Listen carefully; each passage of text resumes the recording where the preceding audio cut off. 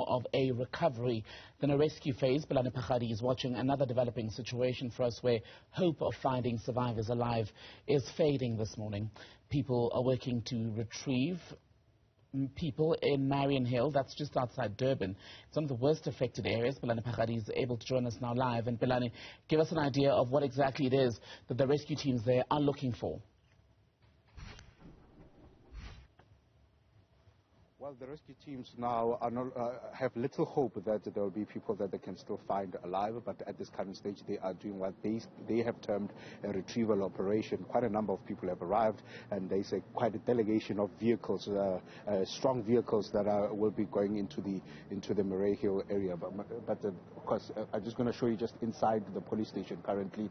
Quite a number of family members at this stage have come to the police station to lodge their the missing persons cases, and they feel that the police perhaps through the search and rescue units could be able to at least retrieve their bodies. I'm just going to perhaps bring in one of the family members. They've been here now. They've told us they came here on Tuesday, and all their hope is that the search and rescue team could be able to find their loved ones. Pelane Phakgadi is one such a family member. Of course, just to give us an idea, you say you have lost loved ones. Give us an idea of the number of people that you have lost and your hope here at the police station. Okay.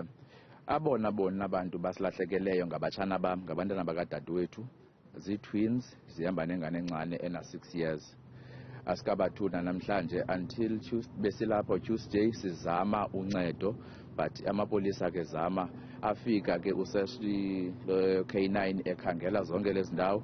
Now oko silindile because sesifuna nje inja ezizakwazi ukusinukisela kulaa ndawo bebehlala kuyo, because siyabona uba kukhona ingqumba pha ezidinga ukombiwa esisola noba kungenzeka uba pha abemkanga nomfuno.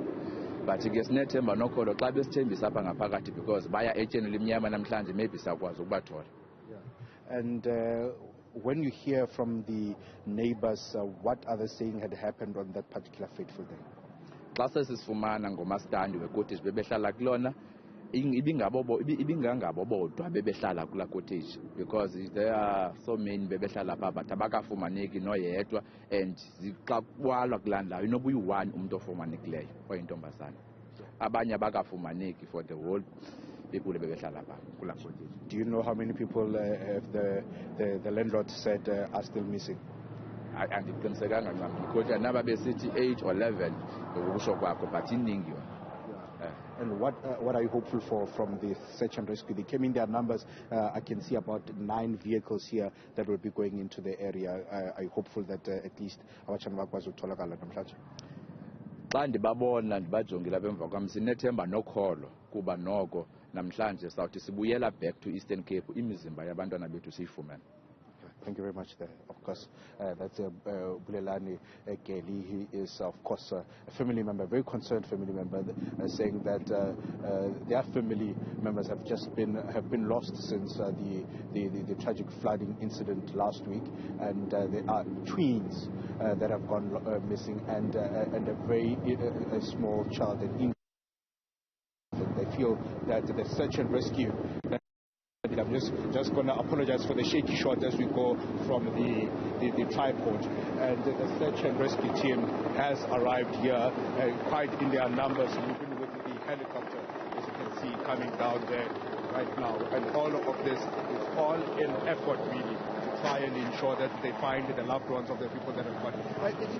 We also heard Phakgadi that even at the cottage of which the Kelly family said that they've lost their 3 loved ones at this current stage, there is still that challenge that there are about 11 other people that are still feared missing at this very moment. So yes, quite a number of the rescue teams, the only hope, the last hope of their family members who have come in their numbers at the Marianhill police station to report the missing cases, and of course even wait for so long, for so many days, wait until today from Tuesday, wait for the search and rescue unit, of which has taken quite a number of days, simply because it's a very specialized unit they've been working, community by community, and this time around they have given their full attention to the Marianhill area. So yes, a SANDF chopper had arrived here, and all of this, of course, is an effort to join in on the police and the K9 unit that we've seen here, and even Rescue SA is also here, and the South African Rescue Unit, which is an NGO, has also partnered with the people that have come here from Limpopo, the Gauteng, the Western Cape, and as well as the Northwest. All have come here, descended to the KwaZulu-Natal area to try Tembekile to assist the unit to retrieve the bodies. Currently, they feel there is no prospects for people to be alive, especially the ones who have been unaccounted for, and about 8 bodies alone yesterday have been retrieved, and there are still about 25 more cases, 25 cases that are formally reported to the police officials, and others, they still fear that the numbers could rise as days goes by. Tembi? Pelane Phakgadi, please, let's stay with these pictures that you're giving to us now, and to update viewers perhaps just joining us and those who may not have been able to hear Pelane. Clearly, with a helicopter landing in the background, you're looking now at a relief operation being launched in KwaZulu-Natal in the Marianhill area. Pelane's guest, the gentleman there, was telling us that he's standing there, standing guard really, hoping that police will be able to retrieve the bodies of 2 of his sister's children. They are twins. They disappeared with a younger child earlier this week as those storms hit KwaZulu-Natal.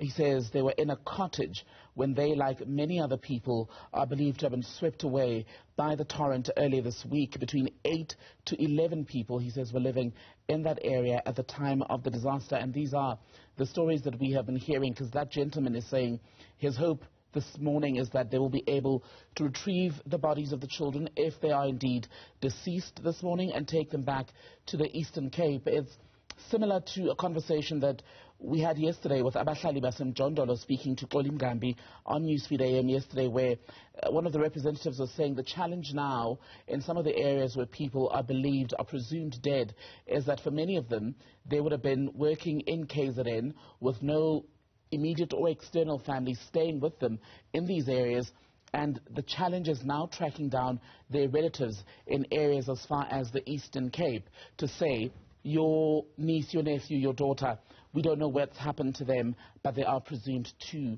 have sadly died in this tragedy in KwaZulu-Natal. The death toll sits at 395, but as we've been hearing from our teams in KZN, it looks very much set to rise, and this is the human toll, isn't it? 2 young children believed to be among the people who sadly lost their lives in the worst natural disaster that South Africa has seen in decades. We'll continue to keep you across the latest developments as and when we get them here on Newsroom Africa. Well, the Department of